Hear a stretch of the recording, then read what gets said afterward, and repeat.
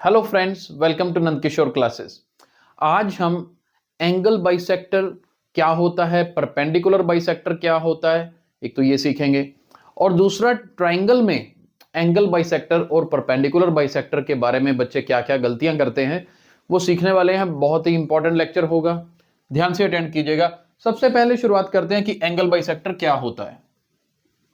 मान लीजिए मेरे को एंगल बाइसेक्टर देखना है जी। सबसे पहले बाइसेक्टर, बाइसेक्टर वर्ड का मतलब क्या है? बाई मतलब टू, बाइसेक्टर टू पार्ट्स में बांटता है। बाइसेक्टर मतलब टू पार्ट्स में बांटना है, लेकिन किसके टू पार्ट्स करने हैं? एंगल के करने हैं।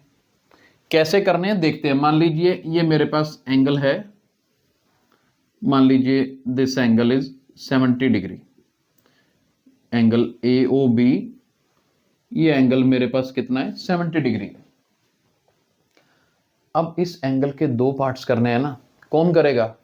इनके बीच में ही एक लाइन आएगी। मैं बीच में एक लाइन ड्रॉ करके दिखा रहा हूं, रे ले रहा हूं यहां पर। ये मान लीजिए ये, अगर ये बीच में जो रे मैंने ओसी बनाई है, अगर ये नीचे वाले एंगल को भी 35 बनाए, ऊपर वाले को भी 35 बनाए, तो दो पार्ट्स हो गए ना 70 के।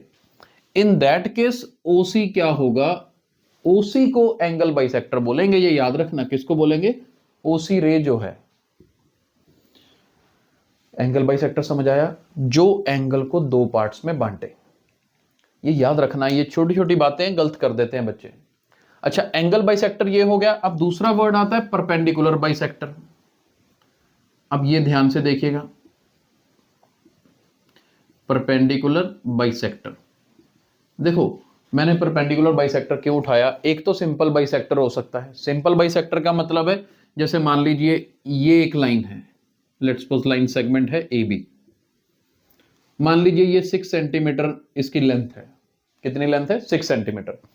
इसके बिल्कुल मिडल में पॉइंट है सी, मान लीजिए। अब यानी कि 3 सेंटीमीटर इस तरफ, 3 सेंटीमीटर इस तरफ। बाइसेक्टर तो कुछ भी हो सकता है। बाइसेक्टर तो देखो, ये मान लो ऐसे एक लाइन जा रही है, ये ऐसे, ठीक है, चाहे ऐसे टेढ़ी लाइन है, बाइसेक्टर तो है। ए बी को दो पार्ट्स में बांट रही है, लेकिन वो परपेंडिकुलर बाइसेक्टर नहीं है। तो अकेला बाइसेक्टर क्या होता है? क्लियर हुआ? अब अकेला बाइसेक्टर तो जरूरी नहीं कि इधर से, वो दूसरी तरफ से भी ऐसे टेढ़ी लाइन आ सकती थी। लेकिन मैं क्या पढ़ रहा हूं? Perpendicular bisector. अब परपेंडिकुलर बाइसेक्टर मतलब एक ऐसी लाइन जो इस लाइन को बाइसेक्ट भी करे और परपेंडिकुलर भी हो। जैसे कि ऐसे ऊपर से नीचे बिल्कुल सीधी लाइन कोई आए ऐसे, ये देखो, ये परपेंडिकुलर भी हो, यानी कि 90 डिग्री एंगल बना रही हो। ये ए बी है, मान लीजिए इसका नाम मैं सी डी लाइन सेगमेंट दे दूं।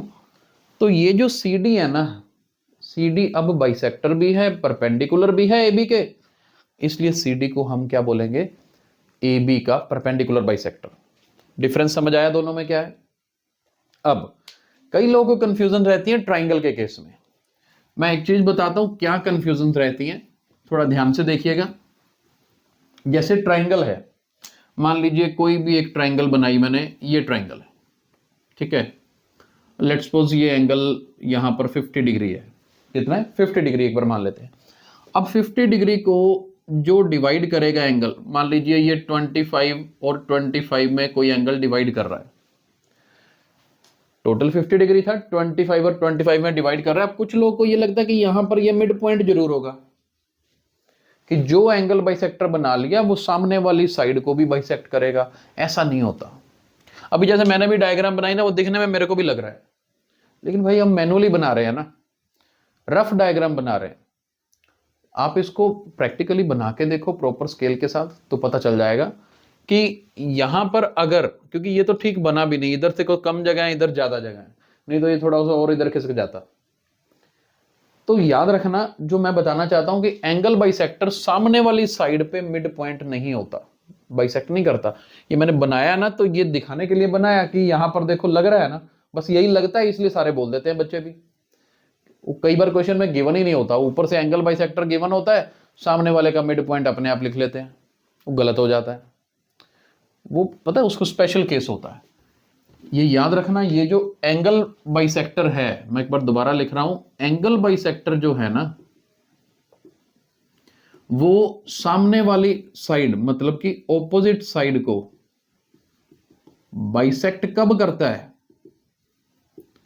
ऑपोजिट साइड को बाइसेक्ट करता है स्पेशल केस में, जब वो ट्रायंगल कौन सी हो, या तो आइसोसेलेस ट्रायंगल हो या फिर इक्विलेटरल ट्रायंगल हो।